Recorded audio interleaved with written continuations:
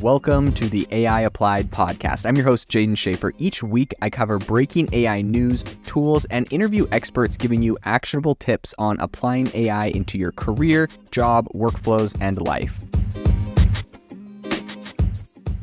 Make sure that you go to aibox.ai, link in the show notes, to join the waitlist for our new AI platform. We're going to be launching an incredible platform that allows you to build anything you want with workflows in AI. So you're able to chain together ChatGPT and image generators and audio generators to make really powerful apps for your organization, or you can host them on our marketplace and actually generate royalties from them. So make sure to go to aibox.ai and join the waitlist. In addition, if you like the podcast, if you could do me a massive favor and please leave us a review on Apple or Spotify or wherever you listen to your podcast. This helps me be able to get better guests on here as they check the reviews to see how you guys are liking it. So if you could please do that, I would really appreciate it. Happy Friday. Welcome to the ChatGPT podcast. On the podcast today, we are going to answer the question of if ChatGPT is going to steal comedians' jobs. In the past, I've had some experiences getting ChatGPT to write jokes, and in my opinion, they were not very funny. But a recent article came out on Vulture where they actually had ChatGPT, and perhaps this is the secret,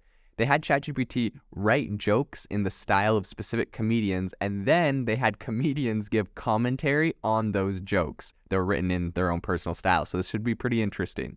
So up for round one, and also after this, you have to vote. Leave us a comment on Twitter and tell us if you think this was funny or if it was not funny. I'll try to channel my inner comedian. I feel kind of bad because I feel like in comedy, it's all about the delivery. So, it's kind of how someone gives the joke.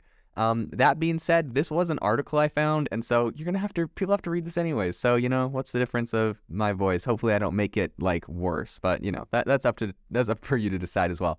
So up for round one, we have Gary Gulman. So ChatGPT was told to write a joke in his style, and this is what it said. It said, "Have you ever noticed that as you get older, you become more of a collector? When I was young, I would throw away everything. But now I can't bring myself to part with anything. I have a drawer full of old cell phones. Why? I don't know.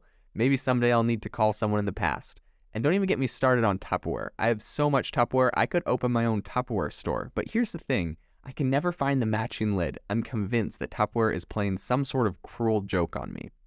So that was ChatGPT. I mean, I might have missed the punchline there. That was ChatGPT's joke. Then we got Gary Gulman. This is what he had to say about this masterpiece copying his style. He says, "The first thing I thought was, I can't imagine the computer would have an understanding of what in the style of Gary Gulman means. I don't even know where it's drawing from because I would have a hard time describing my style." Side note on this, ChatGPT was also trained off of video, so people were able to actually get like closed captions on YouTube videos. So assuming he's has like 100 YouTube videos of him talking, ChatGPT would be able to get the closed captions, get the text from that and be able to pretty much use that to copy style. So that's probably where to get it. Then he says, "I have a few precepts and restrictions, but for the most part, I just sound a certain way." The next thing was looking at the joke. Number one, the line, "Have you ever noticed?"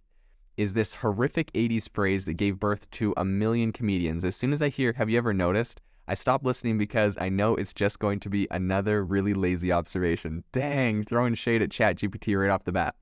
He says, "I have to say though, there's one really good line. Maybe someday I'll need to call someone in the past." That's a really good sentence. But then almost to undo its goodwill with me, it says, "Don't even get me started on." That's Mr. Saturday Night Live. The character's whole catchphrase was, "Don't get me started," and the audience would repeat it. It's so corny. I have so much Tupperware, I could open up my own Tupperware store. Is like something your old mom would say. I can never find the matching lid is like a "you always lose a sock in the dryer" joke. Oh my gosh. Dang, he threw down pretty hard.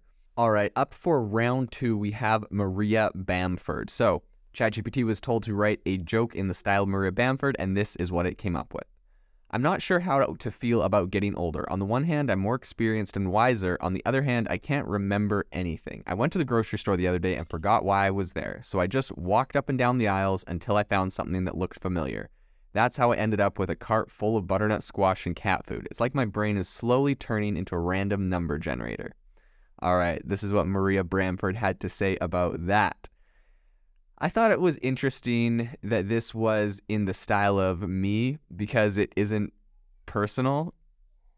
my stuff is always about mental health or personal experiences, and the way the chatbot did it was very observational and crowd-pleasing. Nothing that anybody would be uncomfortable with. It felt more like a very popular club comic deck, which can be great. Okay, here is another joke from her, since I didn't feel like that one was good enough. It says, "You know what's the worst thing about getting older? You can't do anything without making weird noises. You stand up, you groan. You sit down, you grunt. You bend over, you wheeze. I feel like I'm auditioning for a sound effects library. And don't even get me started on how long it takes me to get out of bed in the morning. It's like watching a sloth trying to pole vault." Her response was, "It's like watching a sloth try to pole vault" is a legitimate, excellent punchline. So, she says it's taking a low energy animal and then having them do something spectacular.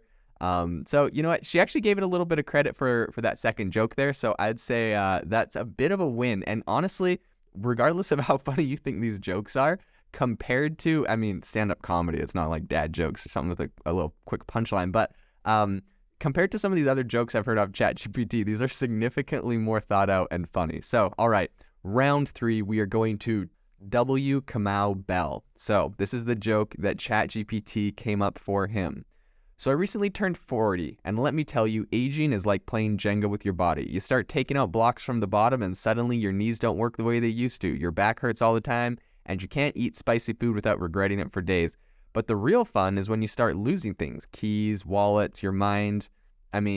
I once spent 20 minutes looking for my glasses, only to realize I was wearing them the whole time. And don't even get me started on trying to keep up with technology. I feel like my phone updates every other day, and every time it does, I lose another piece of my soul. Pretty soon I'm going to be one of those old people who still uses a flip phone and thinks the internet is a passing fad."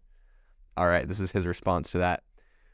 "When these jokes came in, my wife was on the same email thread, so she read them out loud. My 11-year-old and 8-year-old were there, and my 8-year-old was covering her eyes while she was reading them because she was so embarrassed. There are barely punchlines here. The jokes about looking for my eyeglasses and realizing I was wearing them, that's a joke so old, it's public domain. I feel like somebody had told me to write a Bill Evangel bit, and then I lost my steam halfway through it. There are comedians that do bits about aging in this tone, but they're better than this. If a child brought this to me and said I wrote jokes, I'd be like, good for you, keep trying. I wouldn't say, you got to go at SNL. That's pretty funny. I think that was pretty accurate. I personally didn't think that one was pretty funny, and it was pretty cliche, the glasses on the head one. All right, up for round 4, we have Atsuko Okatsuka. Sorry for the slow pronunciation of that. This is the joke that ChatGPT came up with that. "You know you're getting older when you start getting really excited about mundane things. The other day I got really excited because I found a great deal on some paper towels. What's next? AARP membership? A subscription to Reader's Digest? Before you know it, I'll be that old lady who wears the same clothes every day and talks to her cat. Oh wait, I already do that." All right, this is what her response was. "ChatGPT must think I'm really old.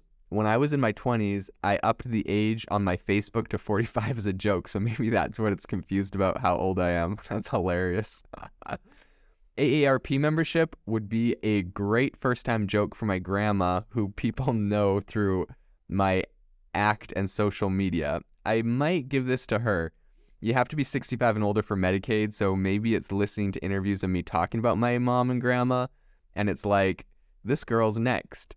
I do like the bait and switch of, oh wait, I already do that. I think that the bot knows how bait and switches work." That's kind of funny. It she thought it was slightly funny, but might not be quite on point with her age.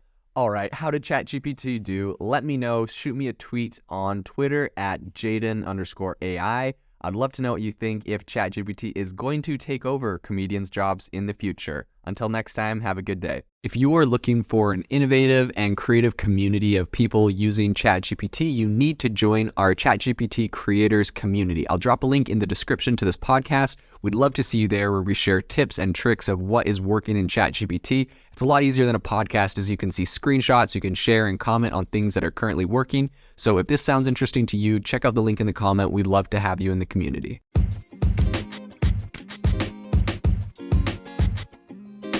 Thank you for tuning in to the AI Applied podcast. Make sure to rate this wherever you listen to your podcasts, and have a fantastic rest of your day.